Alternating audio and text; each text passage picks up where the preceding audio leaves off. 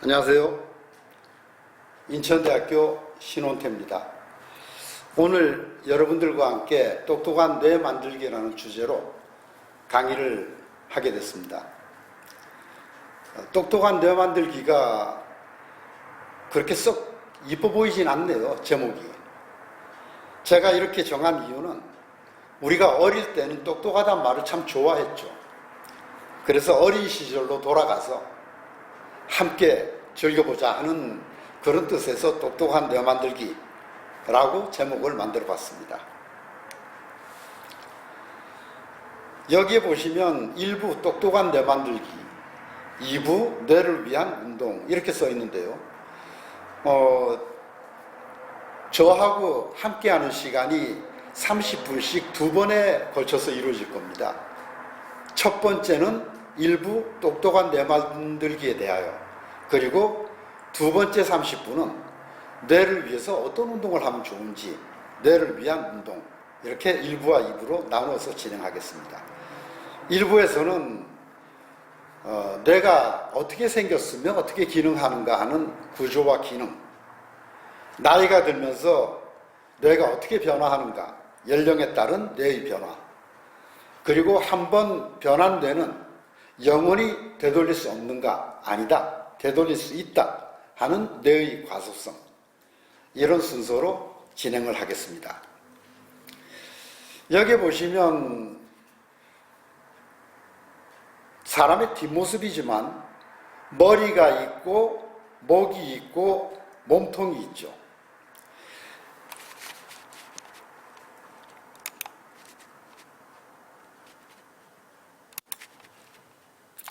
이 머리와 이 전체 몸통 사이에 이렇게 노란 선으로 내려갑니다. 노란 선으로 내려가죠. 그 노란 선이 뭔가 하면 뇌에서부터 줄기가 내려와서 목뼈와 등뼈로 쭉 내려가는 거죠. 그리고 보시듯이 수많은 가지를 뻗어서 몸의 전체 각 부분에 이루고 있습니다. 손에도, 엉덩이에도, 발끝에도. 그래서 뇌와 우리 몸 전체는 다 연결되어 있는 것이죠. 뇌는 보시는 바와 같이 대뇌, 소뇌, 뇌줄기로 이루어져 있습니다. 여기 전체가 대뇌죠. 그리고 여기 작은 부분이 소뇌입니다. 여기 점선으로 이렇게 내려와 있는 거는 큰 뇌 가려서 속에서 겉에서 보이진 않지만 뇌가 쭉 줄기를 형성해서 내려오다가 목뼈로 내려가게 되죠. 목뼈로 내려가면 그때부터는 척수다 이렇게 부르고, 여기까지는 뇌줄기 이렇게 부릅니다. 뇌는 대뇌와 소뇌, 뇌줄기로 이루어져 있고요. 그 중에 대뇌를 한번 보도록 하죠. 대뇌를. 이 부분이 앞쪽입니다. 여기가 뒤쪽이고, 여기를 제가 반으로 탁 잘랐어요. 이렇게 반으로 자르니까 이 안쪽이 보이게 됩니다. 안쪽에 여기가 대뇌죠. 그리고 여기가 소뇌. 이 부분이 뇌줄기가 되겠습니다. 그 중에서 특히 대뇌를 중심으로 보고자 하는데요. 일단 뇌가 무엇으로 이루어졌나 이거부터 한번 보도록 하겠습니다. 뇌는 약 1000억 개의 뇌신경세포로 이루어져 있는데, 그 1000억 개의 뇌신경세포가 서로 만나지 않으면 아무 소용이 없어요.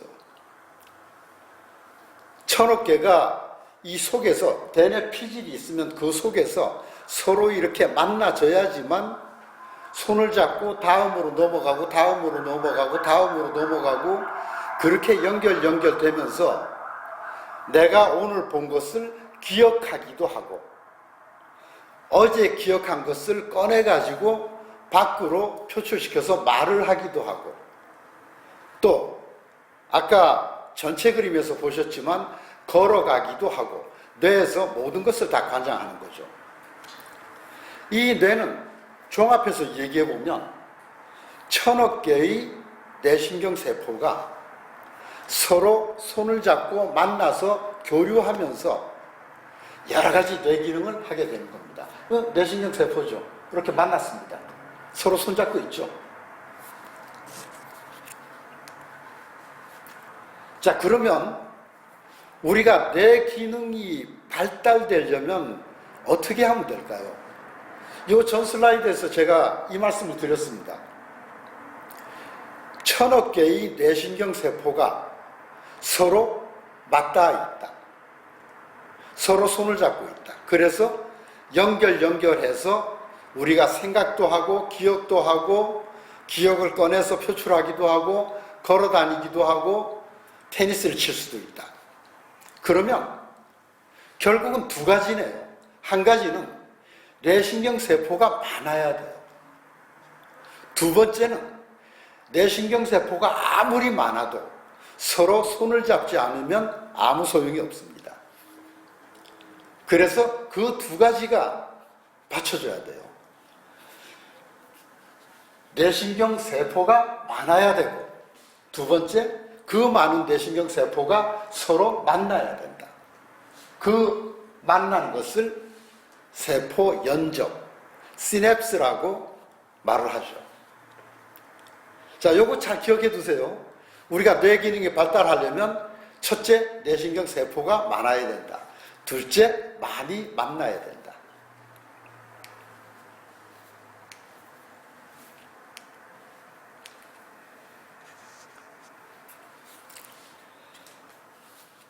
이러한 뇌가 나이가 들면서 어떻게 변화하는가, 그걸 한번 보도록 할게요. 여기 보시면 그래프가 하나 있는데, 하나는 이렇게 쭉 올라가네요. 또 하나는 이렇게 내려오고요. 그리고 점선은 이렇게 올라가는 것도 있고 내려오는 것도 있고. 나이가 들수록 기억력과 같은 유동성 지능은 점점 떨어집니다. 그렇지만 세월만큼 많은 지식을 보아왔고 들어왔고 생각해왔고, 그리고 수많은 경험을 해왔고, 그러므로 그것들이 축적되면서 올라가는 결정성 지능도 있네요. 우리가 생활하기에는 기억만 잘하거나 보아온 것이 많다고 해서 다 끝나는 건 아니죠. 그런 것들을 이용해서 생각하고 추리하고 판단하고 결정하고 집행하고 이러한 일들이 벌어지게 되는 거죠. 그러한 통괄성 지능은 나이가 들면서 큰 변폭을 보입니다. 어떤 사람은 점점 좋아지는 반면에 어떤 사람은 점점 나빠지게 되죠. 우리는 여기에서 유동성 지능인 기억력이 좀 덜 감퇴되고,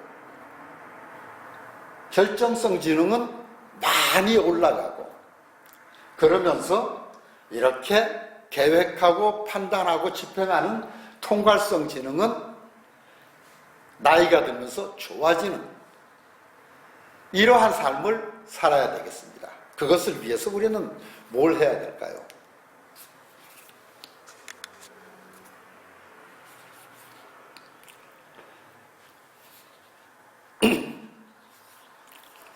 먼저 뇌 부피부터 한번 살펴보도록 할게요. 아까 뇌를 반 자른 거 보셨죠?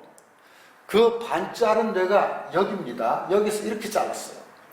그러면 이런 게 안에서 보이죠? 그 중에 이 부분, 이것을 해마라고 불러요. 해마. 이 해마가 하는 일이 뭔가 하면 지금 보고 듣고 한 어떤 자극을 잠깐 기억했다가 장기 기억 장소로 보내는 그러한 일을 합니다. 그러니까 해마가 나빠지면 우리는 굉장히 생활하는데 어려움을 겪어요. 그런데 이 해마가 20살만 지나도 서서히 부피가 감소하기 시작한다네요. 40살 이후에는 그게 심해진대요. 그러니까 25살짜리는 해마가 감소하기 시작했지만 별로 못 느껴요. 32살에도 못 느낍니다. 그러나 나이 40이 넘으면서는 기억이 예전 같지 않아? 뭐가 책을 봐도 예전처럼 잘 외워지지가 않아. 이런 말들을 하게 되죠. 자, 요 대뇌 중에 겉부분을 대뇌 피질이라고 합니다. 그 속부분을 대뇌 속질이라고 하죠. 이 대뇌 피질, 요건 회백색으로 되어 있고요. 요 속에는 백색으로 되어 있습니다. 그래서 대뇌 피질과 백색질이라는 제목이 붙었죠. 이 뇌도 노화되면서 부피가 감소해요. 그래서 뇌세포가 서로 손을 잡으면서 굉장히 많은 일을 하는데, 이것이 부피가 작아지기 때문에 기억력뿐만 아니라 수많은 정신기능이 약해지게 되는 거죠. 전반적으로 보자면 40세가 지나면서 뇌부피가 감소하게 되고 이제 확연하게 느끼게 되는 거죠. 70세가 넘으면서 가속화된다고 합니다. 그럼 우리는 어떡하냐? 되돌려야죠. 만약에 되돌릴 수 없다면 최소한 노화가 안 올 수 있도록 또는 천천히 올 수 있도록 막아줘야죠.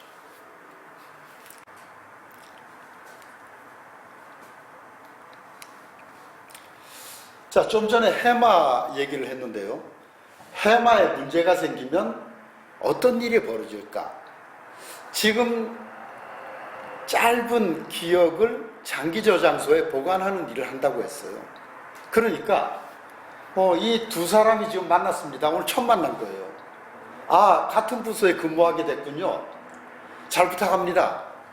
우리 열심히 한번 해보시죠. 그리고 우리 서로 위로가 되면서 그 회사 생활 잘 이겨나가도록 해요. 인사를 했습니다. 그리고 그 다음날 만났어요. 그 다음날 만났는데 왔군요 하는데 이 사람은 안녕하세요, 처음 뵙겠습니다 이러고 인사를 하는 거예요. 왜? 어저께 만난 것이 그때만 기억을 했지 장기 저장소에 기억이 안 된 거예요. 그러니까 해마에 문제가 생기면, 극단적으로 너무 큰 문제가 생기면 이러한 현상이 생기게 됩니다. 물론 일반적인 일에서 저 정도까지 심하게 해마를 다치는 일은 흔치 않죠.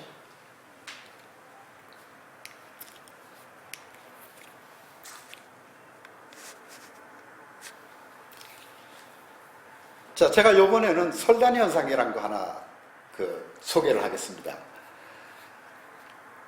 어느 두 사람이 만나가지고 이런 얘기를 해요. 야, 내가 지난번에 말이야, 우리 둘이 갔던데, 그때 거기 갔었잖아. 그거 맛있었지? 어디였지, 그게? 자, 지금 뭐라고 했습니까? 그때 거기 가서, 전부 그거예요. 그때 거기 가서 그걸 먹어도 다 의사소통이 됩니다. 그런데 이 혀끝에서 단어가 밖으로 나오질 않아요. 그래서 우리는 그것을 뭐라고 하는가 하면 혀끝에 머물러 있다 해서 혀설자, 끝단자, 설단현상, 단어건망점이라고 그러죠. 우리 기억이라고 하는 것은 집어넣는 게 기억이 아닙니다. 어떤 정보를 집어넣었으면 나중에 그거를 꺼내볼 수 있어야 돼요. 그래야 그게 기억이죠. 정보를 저장하고 인출하는 정신기능. 자, 여기 보시죠. 어떤 분이 뒷돈을 많이 챙겼네요. 혼자 요긴하게 쓸 수 없을까요? 양념통에 넣었습니다. 그리고 딱풀통에도 숨겼네요. 리모컨 뒤에도 숨기고요. 여러 군데 많은 돈을 숨겼는데 쓸 일이 없어서 그냥 몇 달이 지나갔어요. 그리고 참 내가 이제 숨긴 돈 그거 꺼내서 오늘 재밌게 시간을 보내야지 했는데 어디다 숨겼는지 생각이 안 나는 거예요. 너무 많이 여러 군데 숨기다 보니까 생각이 안 났습니다. 숨기는 거는 누구나 다 잘해요. 그런데 그거를 필요할 때 꺼내 쓰는 게 이게 잘 안 되는 거죠. 그래서 기억 저장을 하는 연습을 하는 것도 중요하지만 그것을 꺼내는 연습을 하는 것이 매우 중요합니다. 즉, 저장하는 것보다 꺼내는 인출 연습하는 것이 중요하죠.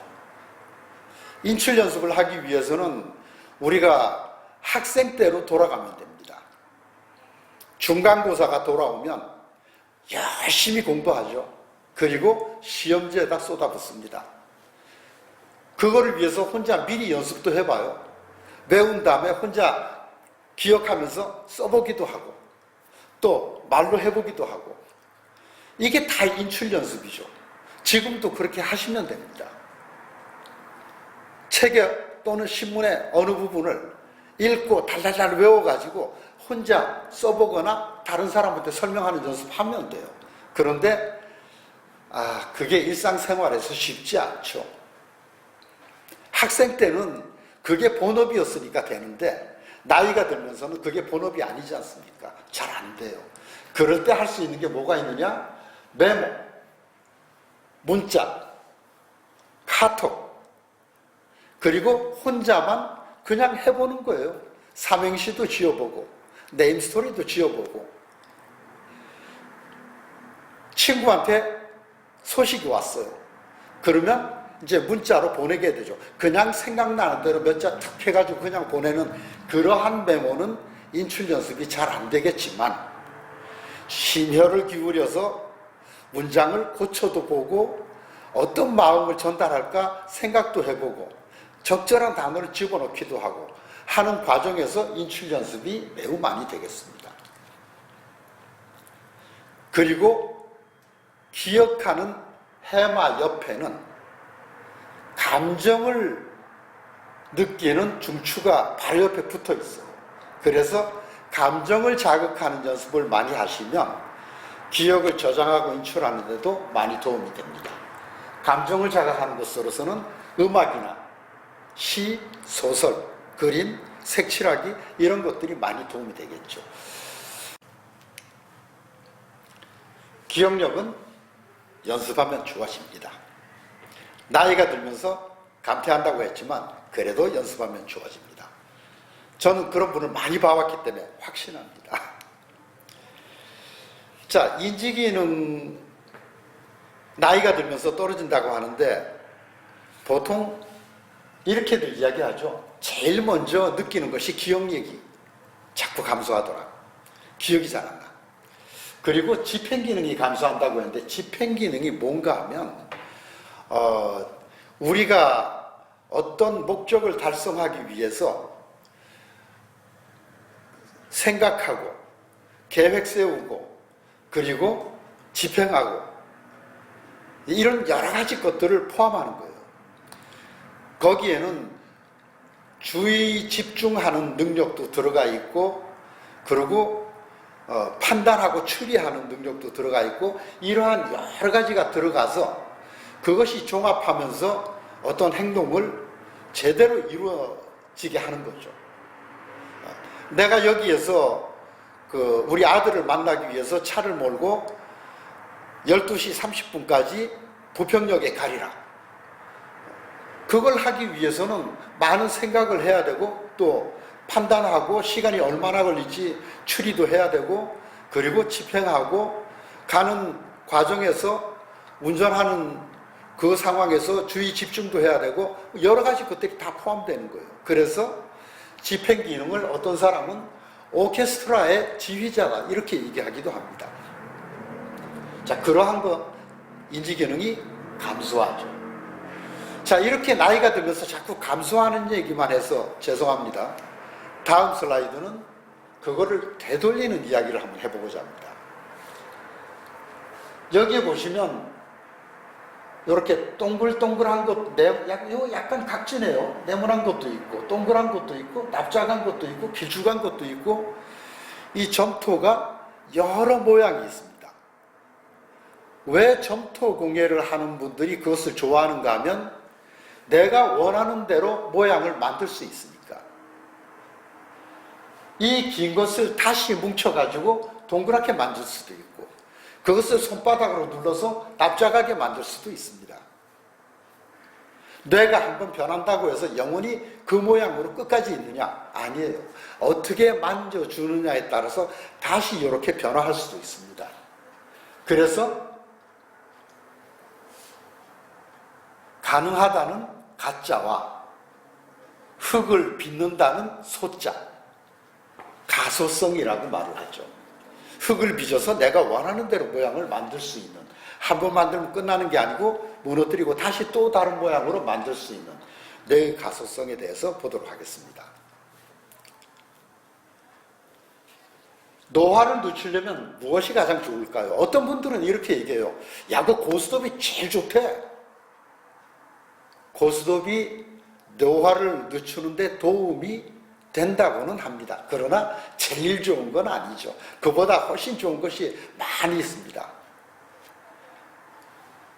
뇌가 점점 노화되어 가는 것을 되돌리고 싶은 것은 우리 인류의 욕구예요. 한두 사람의 욕망이 아닙니다. 인류의 욕구예요. 그러다 보니까 뇌를 연구하는 수많은 학자들의 밝히고 싶은 열망이기도 합니다. 굉장히 많은 연구가 이루어졌죠. 그러나 아직도 운동보다 더 좋은 것을 찾아내지 못했어요. 왜 그러냐? 뇌의 노화를 늦추거나 다시 되돌리기 위해서는 두 가지가 있어야 됩니다. 맨 처음에 뭐라고 했죠? 첫째, 뇌 기능을 좋게 하려면 뇌신경 세포가 많아야 된다. 둘째, 그 많은 뇌신경 세포를 서로 만나게 해줘야 된다. 뇌신경 세포를 새로 만드는 데는 아직까지도 운동만큼 좋은 방법을 생각하지 못했어요. 그 많아진 뇌신경 세포가 서로 많이 만나게 하는 데는 정신활동이 최고인 거죠.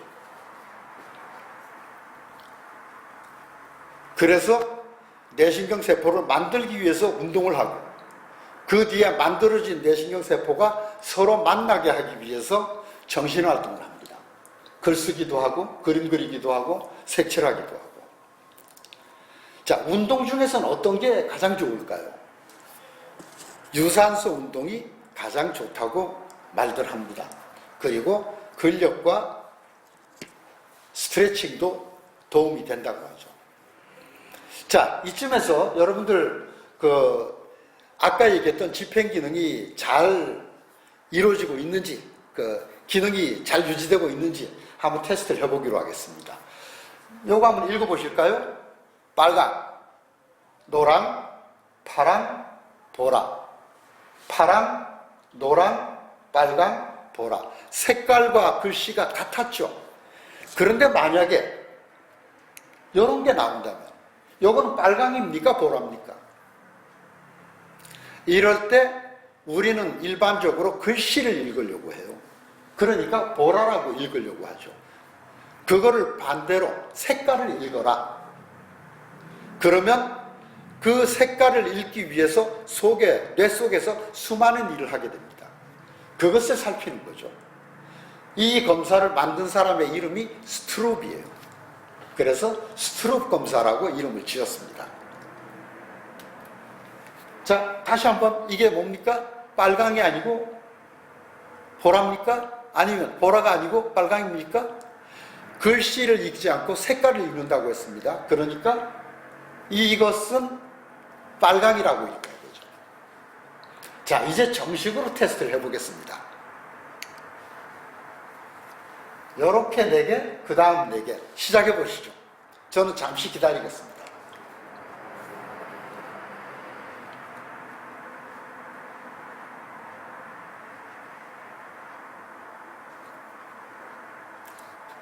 자, 다 되셨습니까? 쉬우신가요? 그러면 기능이 좋으신 거죠. 뭡니까? 빨강, 노랑, 파랑, 보라. 보라, 파랑, 노랑, 빨강. 자, 다 맞으셨으면 박수 한번 치시죠. 자, 이왕 시작한 김에 하나 더 해보시죠. 1이 시작이고 6이 끝입니다. 1, 2, 3, 4, 5, 6.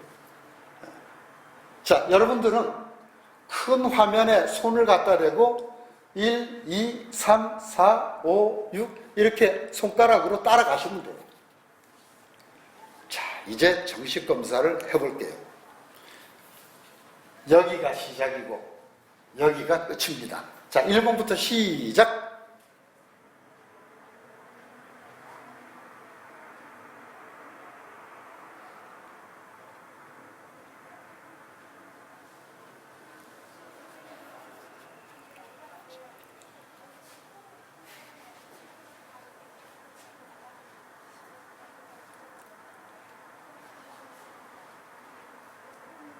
자, 다 끝나셨나요? 개수가 적을 땐 쉬웠는데 개수가 많아지니까 좀 어려워지네요. 자, 여기 1, 2번 어디 있습니까? 2번 여기 있네요. 2, 3번 4, 5, 6, 7, 8, 9, 10, 11, 12, 13, 14, 15. 자, 다 맞으셨나요? 자, 우리 박수 한 번 더 치고 또 다음으로 넘어가겠습니다. 자, 잘 안 되신 분들은 분투 노력 하시고요. 잘 되신 분들 나빠지지 않도록 유지 잘 관리할 수 있도록 자, 같이 노력해보는 게 좋겠습니다. 뇌세포를 많이 만들기 위해서 뭘 하면 좋으냐? 아까 처음에 제가 얘기할 때 운동만큼 좋은 게 없다고 했어요. 그렇다고 해서 운동만 되는 것은 아닙니다. 집중해서 하는 정신활동도 뇌세포를 생성시켜요. 특정 행위를 꾸준히 반복하면 해마가 줄기세포를 생성하고 그리고 그것이 필요한 뉴런으로 생성이 된다. 예를 들어서 어떤 사람이 외국어 회화 공부를 하기로 했다고 한번 생각을 해보죠. 그 회화 공부하는 듣고 이해하는 것은 이 부분에서 이루어집니다. 이 부분에서 이루어지는데 계속 테이프를 듣고 이해하고 하다 보면 이 부분의 뇌세포들이 어떻게 됩니까? 벅차요. 세포가 좀 더 많았으면 좋겠어. 그러면 해마로 사인을 보내죠. 나 좀 도와줘. 그러면 해마가 줄기세포를 만들어서 보내준다고 합니다. 그러면 그 부위에 가서 세포가 더 생성이 되고 그러면 뇌 부피도 커지고 기능도 좋아지는 거죠. 종합적으로 얘기하자면 운동과 학습이 같이 있어야 뇌 기능을 제대로 발휘할 수 있고 같이 해야지만 생겨난 뇌세포가 퇴화되지 않고 유지될 수 있습니다. 운동을 해서 뇌세포가 생성됐는데 쓰지를 않고 두면 그러한 뇌세포는 몇 주가 지나면 퇴화돼서 소멸된다고 해요. 자, 제가 여기서 운동의 중요성을 한 번 더 강조를 할게요. 옛날에 어떤 체육 선생님이 이런 생각을 했어요. 내가 우리 학생들을 많이 운동시켜서 몸을 건강하게 만들어야겠다. 정말 열심히 체육 수업을 했습니다. 그런데 어느 날 이런 생각이 들었어요. 나는 정말 열심히 수업을 진행했는데 우리 학생들은 운동을 별로 안 하는구나. 왜 그런가 하면 지금 보세요. 축구는 한 팀이 11명이 하는 시합입니다. 그런데 4명밖에 없어요. 나머지 7명 어디 갔죠? 저쪽 팀의 골키퍼 또 다른 6명의 선수는 뭘 하고 있습니까? 공 기다리고 있어요. 선수가 이루어질진데 체육 수업 시간에 축구를 시켰더니 뛰는 아이만 뛰고 나머지들은 안 뛰는 거예요.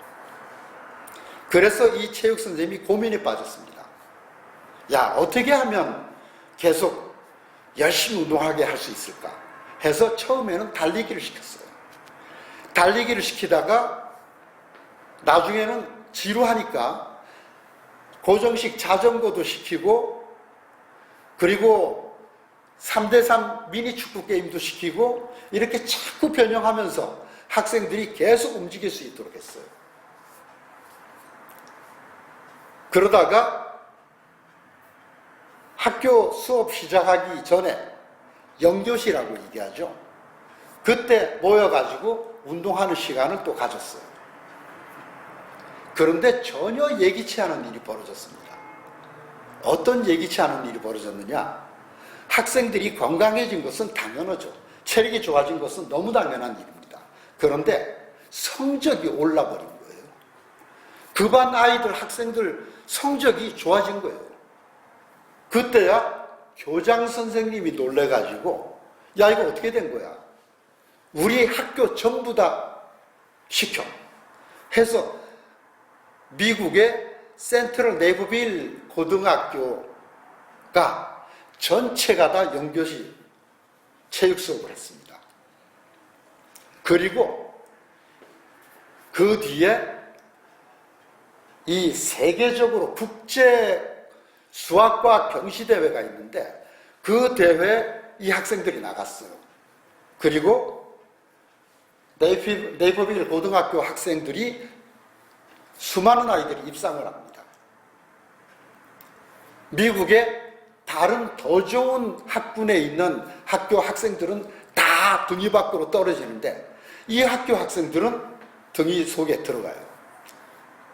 거기에 놀라서 미국 전역에서 영교시 체육이 활발하게 이루어집니다. 지금 우리나라에서도 영교시 체육을 하고 있는 데가 있죠. 저는 학생들을 통해서 말씀을 드렸습니다. 학생들이 그러면 우리한테는 그런 일이 벌어지지 않을까요?